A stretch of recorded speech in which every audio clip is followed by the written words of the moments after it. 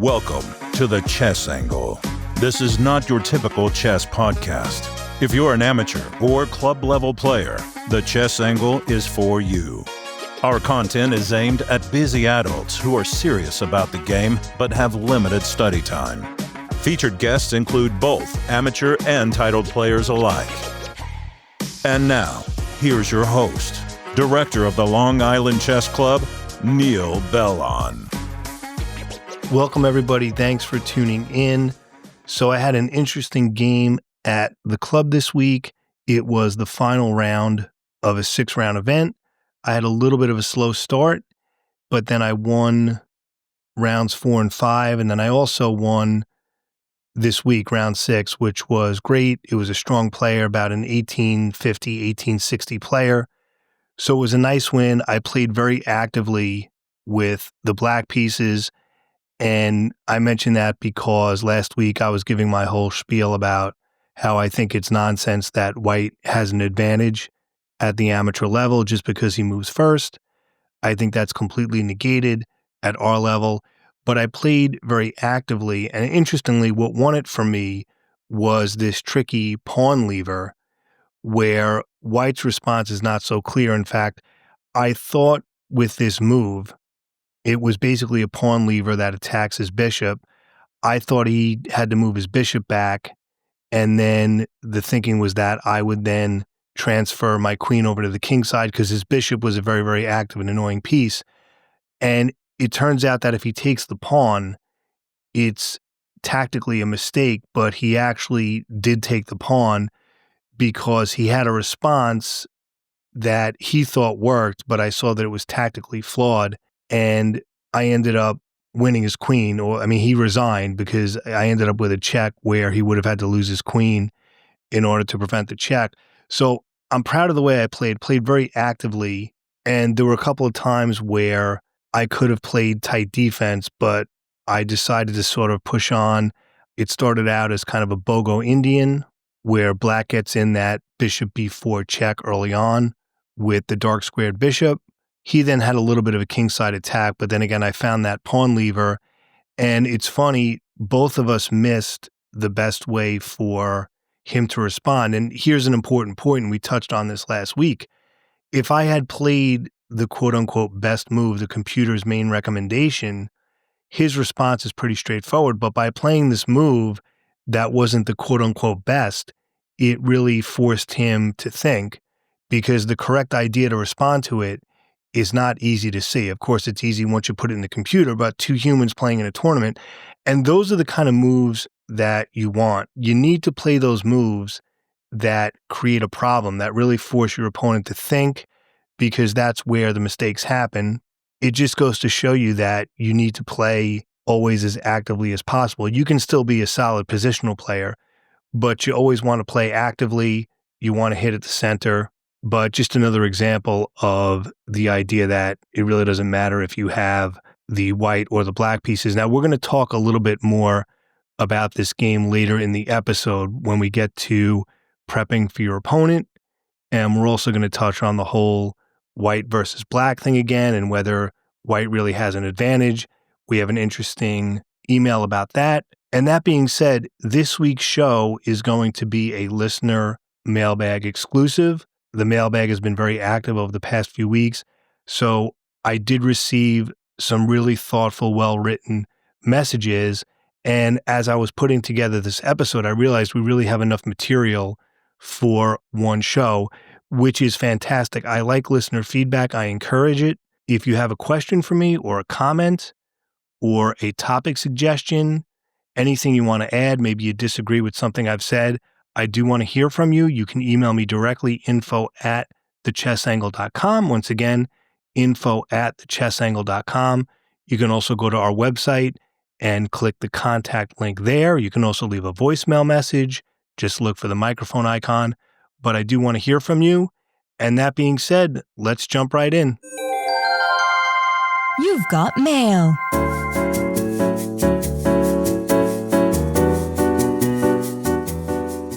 Our first message is from John. He says, "Hello, Neil. Thanks so much for all the work you put into your excellent podcast. I've only recently started listening, but it has really made my commute much more enjoyable. Thanks also for all of your efforts as a TD. You guys don't get enough credit. Well, thanks, John. I really appreciate that. And he continues, I wanted to write in to ask you for advice and general wisdom from your own experience organizing a USCF chess club. I will do my best to be brief, but here's some necessary context and background. I live in a relatively rural part of the US and only started playing OTB chess just this year. While there is a monthly Saturday quad tournament in my area that I have been playing in whenever possible, I would really love to play the kind of weekly classical games that clubs like yours host regularly.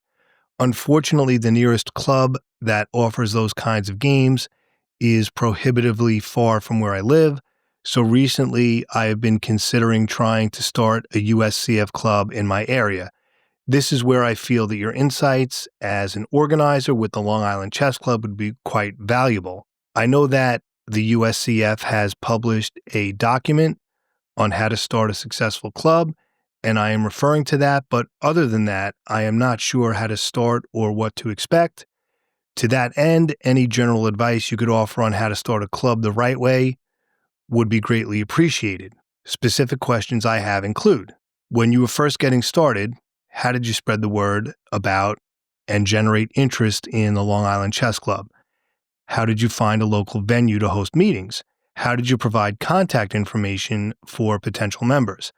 I've considered setting up a new email address or Google Voice number for my own club, but I'm concerned that these would be abused if posted publicly, like on a flyer in a public space. How did you conduct your first few meetings? Was there interest in running rated tournaments right away, or did you keep things casual for a while at first? I think that about covers it. Thanks again for everything, Neil. Best, John. Well, John, thanks so much for the questions. Couple of things there. Now, please note that I did previously discuss the origin story of the Long Island Chess Club in a previous episode. I know you just started listening to the pod and you probably missed it. I'm not sure which episode it is because it was part of the cold open to a previous episode, but I'll still touch on your questions here because I do like talking about this stuff. But if you do listen to the back catalog, you'll hear a thorough explanation of why I started the club. So a couple of things. First of all, I give you a lot of credit for doing that because it is a lot of work. And second, I do understand that if you have to travel very far to get to a club, it can almost ruin the whole experience because that's just a lot. If you have to travel, say, 2 hours or more to get there or something, I don't know, whatever it is, that can be a lot. I mean, even for our club now, we have members who live further east on Long Island and they're driving over an hour each way to get there. And that's after a full day of work and having to get up for work the next day. So I give them a lot of credit because I certainly couldn't do that. At my age now, there's no way. If I had to drive an hour each way, it wouldn't happen. Let's take your questions one at a time and then maybe I'll share some just general thoughts. So you said when I first got started, how did I spread the word? Basically, I put up a flyer at another local chess club.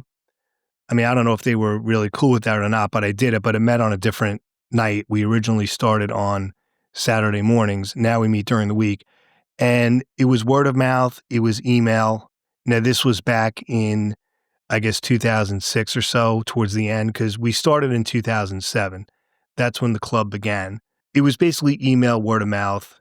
And then as far as finding a local venue, we started out at a local library. The playing conditions were excellent. I mean, libraries here on Long Island are fantastic, but there was some issues because libraries are taxpayer funded and not everybody was from that area. So that was short-lived. And we now meet in a church. We rent out space there. They have a really nice church hall.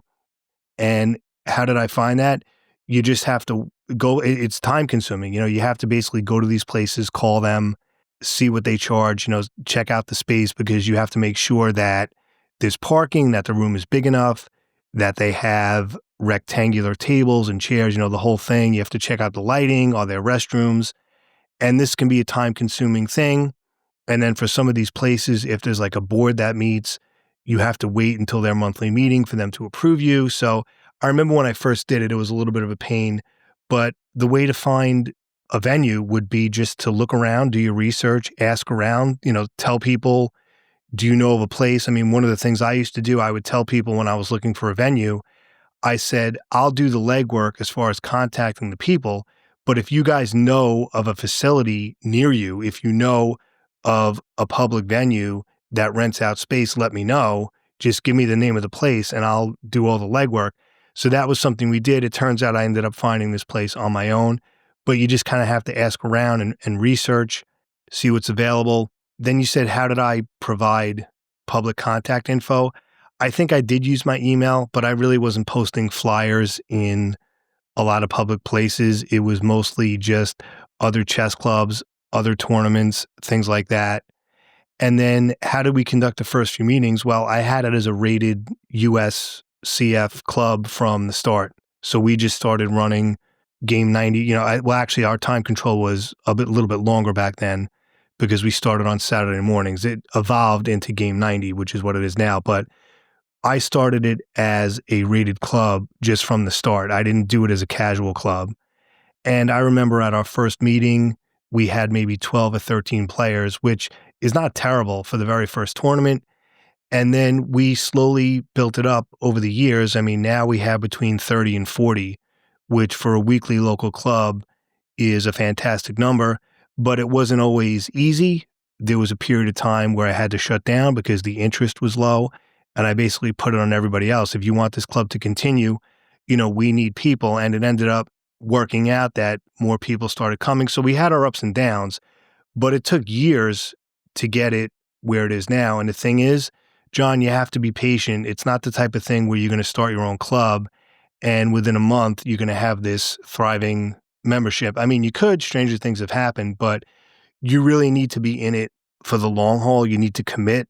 You need to go week after week after week, and you have to understand that there are going to be times where the attendance is going to be very poor, but you just have to hang in there and just be consistent. And it really has to be organic. I mean, there's only so much you can do to spread the word. People just have to find out. They have to come on their own, and you kind of just have to let it happen. Now, one thing I tried that didn't work too well, I tried sending out some mailers. I think at the time, I'm not sure what the policy is now, but US Chess, you were able to send out like these postcards or these mailers. They would give you a list with people's addresses in the area, like US Chess members. And I remember mailing things out, didn't really do much. So, but the thing is with websites now and the internet, you may not even need that. Maybe you can use social media in your area. You can use a Facebook group. So these are just some different things. But the word I always use is it really just has to be organic. It's like anything else. It's like even with this podcast, we have a lot of listeners now. We're doing very well. We get a lot of downloads. I really didn't go crazy with promotion. I mean, I have a Twitter account, but other than that, I kind of just put it out there. I would put a few things out here and there, maybe post here and there, but it wasn't this massive publicity campaign I did. It's the type of thing with chess, with like a chess club, people will find it. If you have players in your area, they'll find it. And you're still dealing with the chess boom. I mean, some people say we're on the tail end of it, but as far as I'm concerned, the momentum from the current chess boom is still happening. So hopefully that will help. I don't really know what the chess scene is like in your specific area.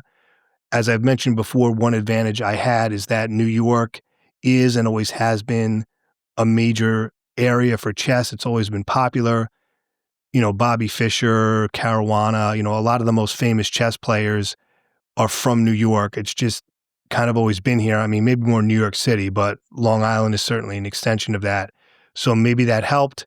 I will say this, I'm not going to sit here and pat myself on the back and say, I started the Long Island Chess Club and within 6 weeks we were thriving. It took years to build up to where we are now. So just keep in mind what I said earlier, you got to be in it for the long haul and you really have to commit to it. But if you do go through with it, I give you a lot of credit and I wish you the best of luck, John. Thanks so much for your email. We're now going to take a short break and we'll be back with our listener mailbag exclusive in just a moment. Our next message is from Rohit. He says, "Hi, Neil. I am a recent listener of the Chess Angle podcast and have been enjoying the content. In your last episode, number 152, you shared some thoughts on the fianchetto, like immediately moving your bishop to protect the long diagonal. As an accelerated dragon player, I wanted to know if you could suggest resources or had some ideas on how to defend against two ideas that often arise in a kingside fianchetto. Number one, exchanging of the fianchettoed bishop, usually with a queen-bishop battery, and number two, a kingside pawn storm, usually starting with h4 and h5. Thanks again for all the content. Love the podcast. Rohit from Edinburgh." Well, thanks, Rohit. It's funny, your idea about dealing with h4, h5, we actually had a player at the club who is no longer with us. There were some issues, but he opened every single game with one h4 as white. That was his first move. Or as black, he would open with h5, regardless of what white played. And surprisingly, he actually did okay, I guess because it brought the game into such uncharted territory that it threw off his opponents. He kind of did it as a psychological weapon. That's not what you're asking here, but it just made me think of that. I wanted to share that. Now, your question's tough to answer because it's position dependent. Like when you're dealing with a fianchettoed bishop that's been exchanged, it really depends. There could be so many different things going on. Same thing with a kingside pawn storm. But I'll say this, looking at the position from black's point of view, if you say have a King's Indian structure where you're castled and you have a bishop on g7 and your pawns are on h7, g6, and f7, if that dark squared bishop is exchanged, the two main things you have to worry about is number one, that your king isn't vulnerable to, let's say, a queen check or some type of other attack. Because let's say the king recaptures the bishop, the black king goes king takes g7, you have to make sure there isn't some kind of nasty check with the queen or something. And the other issue when a fianchettoed bishop is exchanged for black there is that the h6 and f6 squares can become very weak. And that's typical with a fianchetto because technically when you play g6 as black, you are weakening the h6 and f6 squares, and they're going to be especially weak if the dark squared bishop is no longer there to protect them. So those are the main things to worry about, would be white being able to cement a piece again on h6 or f6, and your king being vulnerable to attacks because those dark squares around your king can be open now. Now, as far as dealing with a kingside pawn storm and those h4, h5 type of attacks, right, like alpha 0, there's generally a couple of ways to look at it. Because when white plays h4, h5, your response is going to be different depending on the position. Now, one thing you can do, one option, and again, this is position dependent, would be to simply ignore it. Now, that's one of the main differences between strong players and weaker ones. When there's a quote-unquote threat, including an h-pawn attack, a strong player will look for a way to ignore it and do something else, whereas weaker players tend to immediately respond to it, thinking that's the only way. So if you can ignore it, and especially if you can counterattack in the center or on the other side of the board, if it's opposite side castling, that's always a good thing. And the other way, sometimes you do need to defend in that same area. So if your opponent goes h4, h5 as white, sometimes moving your h-pawn as black is correct. Sometimes moving a piece to defend more squares in front of your king is correct. It really, really depends. It's hard to give a universal answer because it's going to be so position dependent. So for me to say, for example, well, anytime he goes h4, h5, just ignore it, that would be wrong. Just as it would be wrong to say, well, anytime he goes h4, h5, move your h-pawn as well to block it, because that might not work as well. You really have to analyze, and I admit those can be very tricky, those can be very frustrating. It's the type of position where if you defend incorrectly, if you make an unnecessary defensive move, it can actually weaken your position. So it just really depends on what's going on. And as with anything else, you have to do concrete analysis. I guess the best way I can summarize it, when the kingside pawn storm begins, you have to decide whether you can ignore it and counterattack elsewhere or carry out with your own plans, or if you have to play solid defense because that's your only choice. You got to look at that. And in some cases, it might be a combination of both, where you can defend against the pawn storm and also carry out your own plans. But that's the type of thing we would have to look at a specific position because it's going to be different every time. Our next email is from Matt. He says, Dear Neil, I thoroughly enjoy your podcast. I'm especially impressed by the way you balance your own opinions with open-mindedness to diverging ideas. I believe it's this quality that makes your podcast so thought-provoking. Well, thanks, Matt. I appreciate that. Those are really kind words. Anyway, he continues, I am interested in hearing your opinion on the topic of preparing for specific opponents at the amateur level. 6 months ago, I joined the local chess club, and I am somewhat surprised by the amount of amateur players that are tailoring their preparation for their next club game specifically to their opponent. One person even advised me not to disclose my Lichess account name to other players, as this would allow my future opponents to evaluate my online games, potentially putting me at a disadvantage. I can see how this could be relevant for professional players, but at the lower club levels, I believe study time would be better spent to improve your overall game. At the 1600 level, wouldn't you gain more by studying a common endgame as opposed to a counter to a specific deep opening line your opponent is known to play? Furthermore, I feel that players preparing specifically against me are actually doing me a favor. Although their analysis of my past games could increase their chances of winning their next club game against me, I can't help but feel that my newfound awareness of my flaws will greatly help me to improve my game overall. The only scenario in which I could see myself doing limited preparation for a specific opponent is when they are known for playing a specific trappy opening. In this case, I can see the value of looking up a refutation, as I do want to be able to reach the middle game. As I'm pretty new to club level chess, I would love to hear your opinion and experiences on this topic. Should I be creating a shadow account on Lichess? Best regards and have a great day. Matt from Belgium, and he wants to give a shout out to the wonderful Old God Chess Club in Mortsel. Thanks for the warm introduction into your community. Matt, great question about prep. And it's funny because this is something I think about as well. And the game that I won this week, that final round game, this kind of ties into that as well. Now, when people tell me, oh, I prepped for my opponent this week, I did all this prep, I'm going to be honest. I mean, my first thought is, well, gee, how nice that you have like all that time to do that. But anyway, I will say this. I generally agree with you that your time is better spent preparing your overall game rather than preparing for a specific opponent. So as a general statement, I really do think that's a waste of time. The whole like, I'm going to prep for this guy or that guy, I think it's overblown at our level. However, there are specific situations where I do think prepping for an opponent is warranted. I do that myself in some cases, but not all the time. Now, here's where I will prep for a specific opponent. And this is generally at the club level. Obviously, for a weekend tournament, you don't know who you're going to get. But if it's someone at the club level and it's later in the tournament and you know it's going to be like a forced pairing, I will prep against an opponent if it's someone that I've had particular trouble against, or if I know they prep heavily themselves. In other words, I don't prep so much for myself to prep against them. I prep to negate their prep. It's almost like you're watching a spy series and you're thinking, instead of intelligence, you're thinking like counterintelligence.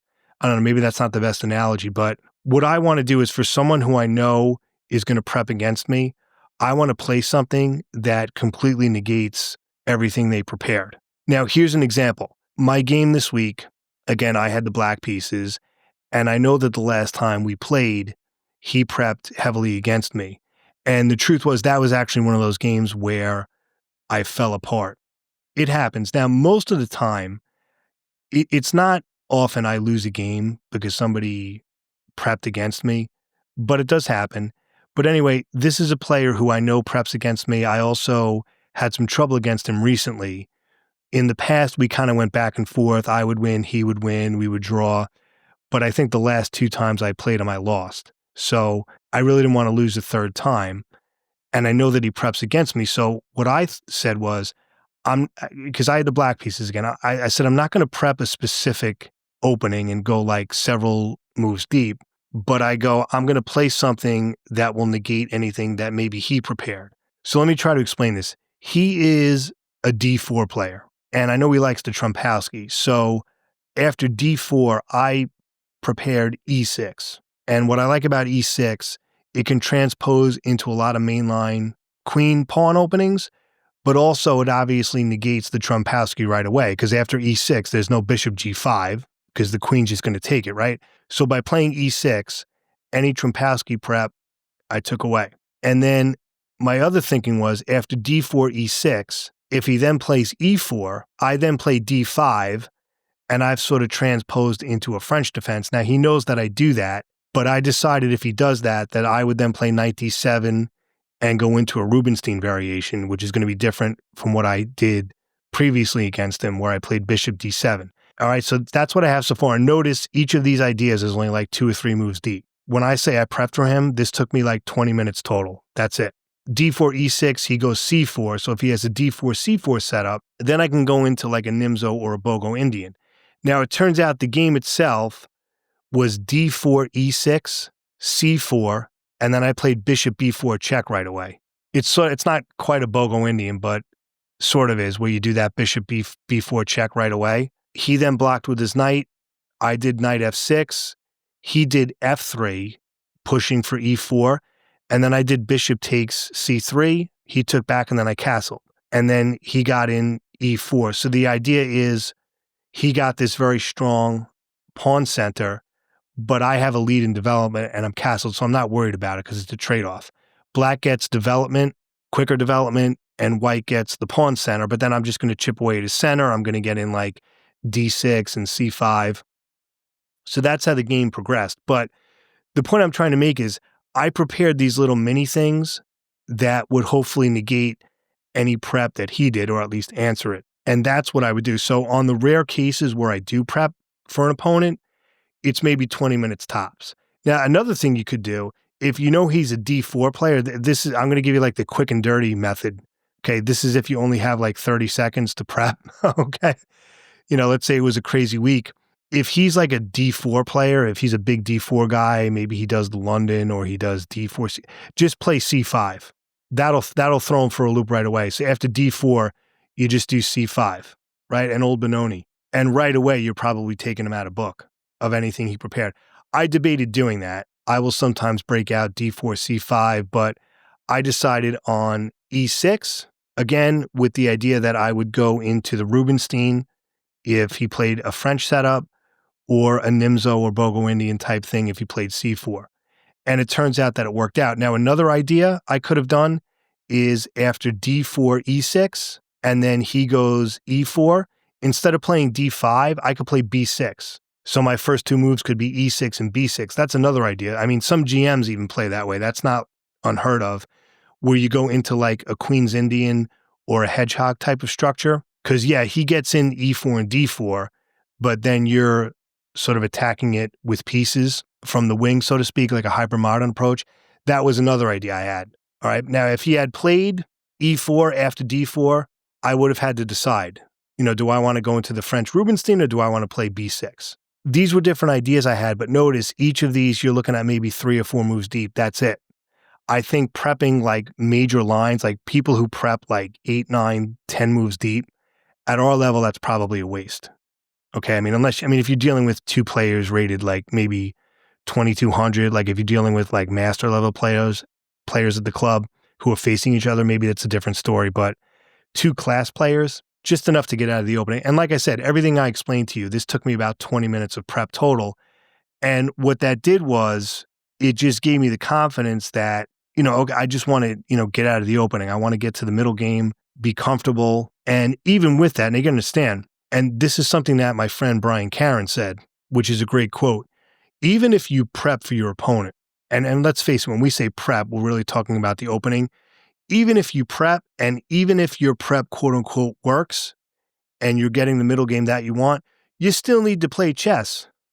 You still need to play chess, brother. The game's not going to win itself just because your opening prep worked. All right. And that's something that Brian Caron said. People think, I'm going to prep the opening and then you're done. No. And it turned out yeah, I won this game, but it was tricky for a long time. He had a kingside attack. I was defending.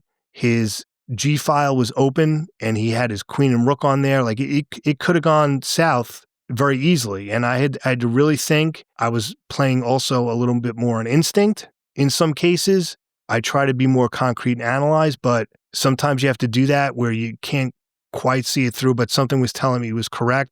Not overly aggressive, but just very active. And I think that's where the 5-minute blitz games come in that I've been doing. It kind of helps you play my game 90 game with some instinct as well, but in a responsible way. Anyhow, I'm going down a bunch of rabbit holes here, but you get the point. You just want to prep enough for opponents like that where you can sort of negate their prep. And my thinking is, how can I negate the work that they did as much as possible? But other than those specific opponents, Matt, I generally don't prep too much at this level. And I honestly don't have time to. And because we're at the club level, I see the same guys all the time. After a while, you kind of know what they play anyway. You don't really need to. So that's kind of my approach there. But thanks so much for your email. We're going to take one more short break, and we'll be back with our final message from our listener mailbag. Don't go away. Our final message is from Joel, and he says, "Hi, Neil. I've been enjoying your show for a long time. I was compelled to write in response to your latest show, episode 153, about the opening advantage for white at the amateur level. Now, before I continue Joel's message, I did trim it down quite a bit. It was very lengthy, but that's not a criticism. It was very thoughtfully written. So I kept the first 4 or 5 paragraphs. They're not long paragraphs, but it kind of gives the gist of what he's talking about, and then I'll respond to it. But this comment or this email was more just to kind of share it rather than me give a major response to it. I'll probably talk about it a little bit, but he continues, "While I am by no means a master, I'm rated about 2000 to 2100 Lee Chess Classical. I have done a fair bit of opening prep for online classical games, and it has helped me score some very nice victories over stronger players. And I have even found several opening novelties that don't even show up in master games, so I have a somewhat informed opinion on this topic. In my experience, whether I can get an advantage out of the opening does not depend on whether I get white or black. It is more dependent on whether I am able to find a testing line in the particular opening that my opponent likes to play, and whether my opening prep pays off. I agree with you that the first move advantage does not give a big enough objective advantage to win, and modern engines have all but proven this. However, where I do think that having white gives an advantage, even at the amateur level, is that the white player gets to choose whether to play one e4 or one d4 or some other first move. Most amateur players are more comfortable in one of those two families of openings. True, some players are equally comfortable with both, but for many players, e4 and d4 are almost like two different variants of the game. The ability for white to dictate which of those two variants his opponent is forced to play gives him a slight statistical advantage because there is a chance that he will happen to choose the variant that his opponent is slightly less comfortable in. Now, you can make the same argument for black. He gets to choose which e4 opening white is forced to play. The double king pawn, the Sicilian, the Caro-Kann, the French, etc. But the ability to choose between two different classes of openings, d4 or e4, is surely more significant than the ability to choose between which subclass of d4 or e4 opening. Best regards, and keep up the great show, Joel from Toronto, Canada." Well, thanks so much, Joel, for sharing your thoughts. It's funny, we were talking about this the other night at the club where we were saying that, yes, white chooses like one e4 or one d4, whatever it is, but whoever has the black pieces basically chooses the name of the opening, right? Black determines, are we going into a French or are we going into a Sicilian or a Caro-Kann? I think what you're saying is kind of what I was arguing last week, where people say that white has an advantage based on their own deficiencies or based on where their weaknesses are in the opening. For example, you say most amateur players are more comfortable in one of those two families of openings. Well, that's the issue. You want to get to a point where it really doesn't bother you whether you have the white or the black pieces.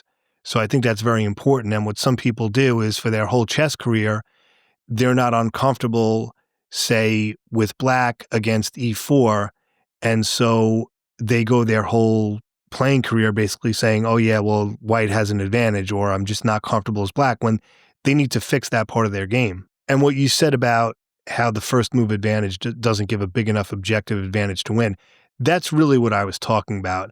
Maybe I should have been a little more specific or granular about that. But what I was saying last week was that the idea that white has an advantage simply because he moves first, that's absurd. That was my argument. Now, yes, if white goes into a line that black's not comfortable with, then he'll have an advantage. But is that advantage because he has the white pieces, or is that advantage because black's not comfortable in that opening? And that's really the fault of the player with the black pieces. But that being said, I think your email is very well written, very well said, and you make some interesting points. But the gist of my argument really was that white doesn't have an advantage simply because he moves first. I mean, obviously, if there's some prep involved and white preps something that he knows black has been doing poorly with, well, that might be a different story, but then we're kind of taking it a step further. So I just want to keep my argument narrow, which is the idea that simply moving first doesn't give you an advantage. And I think the main issue at the amateur level is that most players are more comfortable with the white pieces simply because they don't work on their openings with black enough. They don't work on that side of the board enough. They spend a lot of time studying the white pieces, but as far as the black side of the board, it's very minimal preparation that they put into it. I think that's the issue, and that gets translated into a white has an advantage. I appreciate your email, Joel. Thank you, everyone who wrote in. It's always very cool to do a dedicated listener mailbag episode. We really appreciate it. Thank you so much for listening. And as always, I hope you win your next game. Have a great day, everybody.